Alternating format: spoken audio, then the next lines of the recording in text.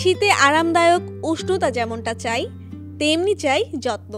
কারণ এই সময় শিশু বয়স্করা ভোগেন বেশি, বিশেষ করে ঠান্ডাজনিত সমস্যাগুলোই বেশি দেখা যায়।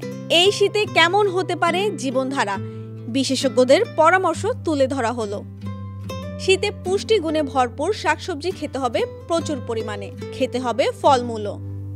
বছরের অন্যান্য সময়ের মধ্যে শীতে তৃষ্ণা অনুভব কম হয়। তৃষ্ণা না পেলেও পানি খেতে হবে পর্যাপ্ত। গোসল করতে আলসেমি লাগলেও রোজকারের ধুলো ময়লা পরিষ্কার করতে গোসলের বিকল্প নেই। তবে শিশু ও বয়োজ্যেষ্ঠদের ক্ষেত্রে এই নিয়ম প্রযোজ্য নয়।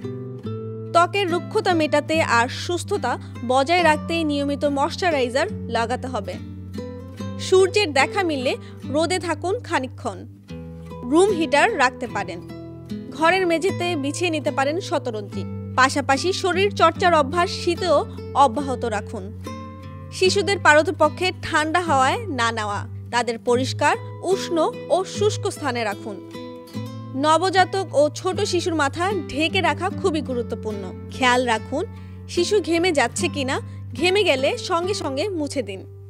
কুসুম গরম পানি দিয়ে 2-3 দিন অন্তর শিশুকে গোসল করাতে পারেন। এর মধ্যে আর শরীর মুছে দেওয়ার প্রয়োজন নেই।